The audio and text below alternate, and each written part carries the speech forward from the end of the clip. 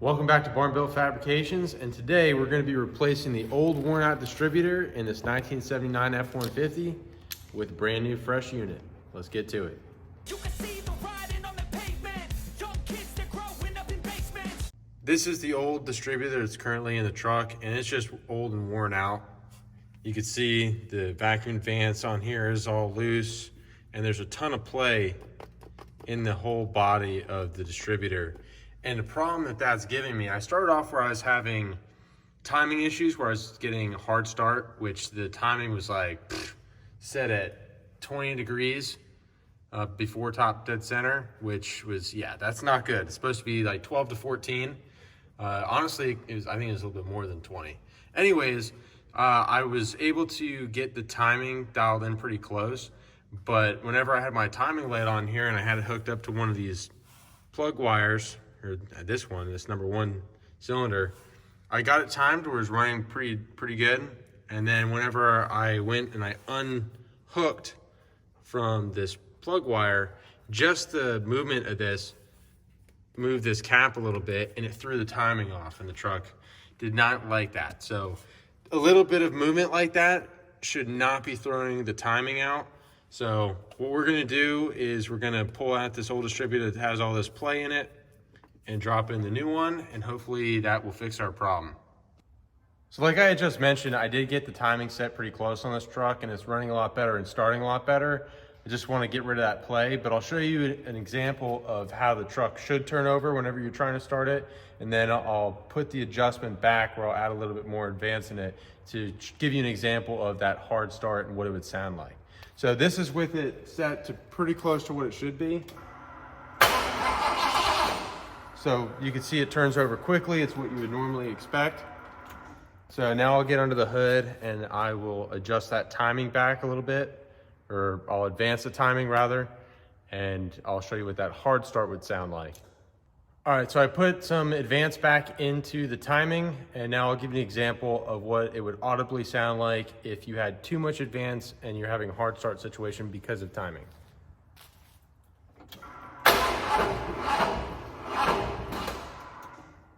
I don't want to crank it too long because I've already burned up one starting solenoid with it set to how it was, but you can see it has that much harder start where the starter's fighting against the timing, where it's like and then it wants to start, versus what you typically would get whenever the timing is set properly.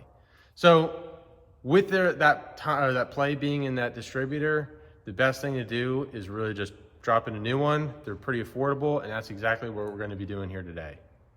Now, whenever you're purchasing your new distributor, you have to take note at what type of distributor gear it has. That's going to be this piece here at the bottom of the distributor shaft. And the reason being is there are 3 standard types of distributor gears, and it is very important to make sure that the one that you have will line up with the camshaft that you have in your engine. So the 3 standard types are cast iron, bronze, and melanized. And the difference between the 3 of them are the applications in which you'd want to use one over the other. If you have a cast crank, or excuse me, a cast camshaft, then you'd want to use a cast gear. If you have a steel camshaft, you're going to want to use a bronze. And if you're not sure, you go with the melanized, because that's going to cover all camshafts and that's going to be your safest bet. So definitely make sure you take note of that, because if you put the wrong camshaft and distributor gear together, they'll just eat each other up. Big problems. You don't want to do that. Now, if you're going to be replacing your old distributor with the same style distributor, such as what we're doing in this case, and not going to say like an MSD or an HEI or something similar, a different ignition system, you can use the standard castings on the distributor to mark some locations, so that way you don't need to find top dead center and everything else to set the new distributor. You can pretty much put it in the same exact location as the old one if that is the settings that you're wanting to be at, if it's on a currently running vehicle such as this one is. And what you could do is you could look at the cap goes on a certain way. So you have the vacuum port, and then you have the different notches on the cap where it line up. So you could take those into account and mark where the base is going to be for the distributor, and then whenever we pop off this cap, we can do the same thing for our rotor. So we take our rotor, and if we want it in the same location, we can get some sort of straight edge such as this and put a mark on this plate wherever this is pointing. So that way, whenever we go to reinstall or install the new distributor, we can set our rotor in the same place, because this is going to be tied all through to your camshaft to that gear, and you angle it or you aim it at the same location, and then you could take the base and loosen the bolt that holds it down, and you can adjust this so that you're going to be pretty close. So you're still going to have to set the timing on this whenever you get the new one in to dial it in, but you can get pretty close to where you get the vehicle running again, and then you can just use a timing light to dial it in. So that's what I'm going to do in this case. I'm going to make a couple markings, and then I'll get you guys back in here and show you, exactly what I'm talking about. All right, so I made my marks. I don't know how well you could see it, but I have a line with, I drew with the paint marker here on this base.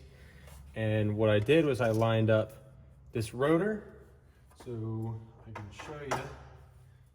If you took some sort of straight edge, obviously you have the flare, so take that into account. That lines up right there at the mark where I need to be. And then, so whenever I go to put this back in, I'm going to want my rotor to be facing the same way. And then as far as the base of the distributor, it's actually kind of convenient. This rotor is facing this clip just about right on it. So what I can do is whenever I set this in, I could line up the base of the distributor so that these are aiming at each other and everything's lined up. And that should put us exactly where we want it to be. And one other thing, helpful thing, if you don't know which way your distributor rotates for advancing or retarding your timing, if you have a vacuum advance, if you point at it, this will show you the direction that it spins. So this is going to be a counterclockwise rotating distributor, versus if the vacuum diaphragm was on the left side, then we'd be pointing at it and it'd be going clockwise. So just another example to show you how the castings are the same on the distributors. If you see we have this notch here, we'll line up with the notch in the cap right there. And then same thing, we have one clip here, which is going to be this one. And then there's one on the other side. And you also have this little indicator that you can use so that you can set your plug wires back on here the same way. And it only goes on this one way because it has this to set it. So you can't put it the wrong way because it doesn't have that. I'm gonna get this pulled out and get you guys back in. And other thing to note, the bottom of that shaft for the distributor also drives the oil pump. And so whenever you're removing this, you have to be careful, especially on the Fords, because sometimes that oil pump shaft can stick in the base of the rotor and pull it out. And then if that comes out, you're going to need to fish it out with a magnet and get it reset. So just be mindful of that and don't just yank it.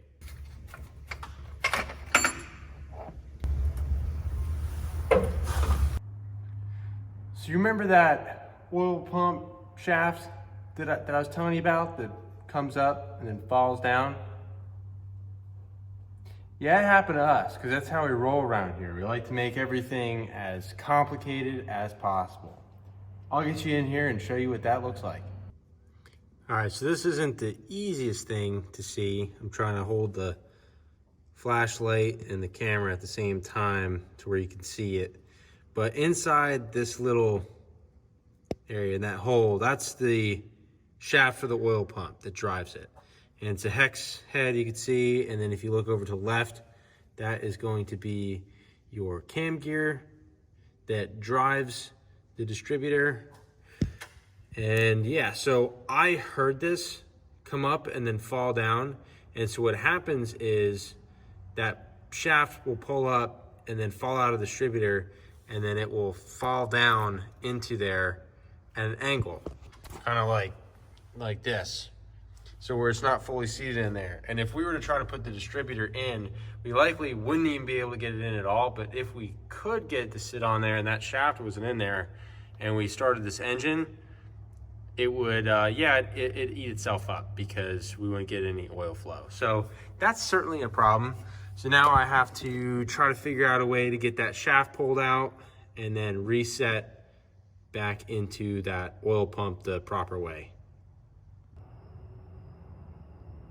Got it out. All right, so to reinstall this, I'm trying to think of a few different creative ways to get it done.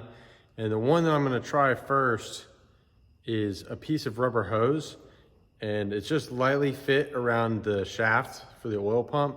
And that way I'm hoping that I can drop this in and I have a little bit of rigidity in here where I can move it around to angle it to get it to sit, because the shaft doesn't go perfectly straight down into the oil pump. It hits at a little bit of an angle. So this will allow me to be able to move it around a little bit. And then what I could do is whenever I get it set, I could take something and put it in here in the end and essentially push this out. So that way, whenever I need to take this rubber hose off, I can get it off without this coming back out with it, which is the same issue that you would have if you tried using a magnet. You might be able to get it to set in there. You also don't have a lot of control because it's just gonna swing, which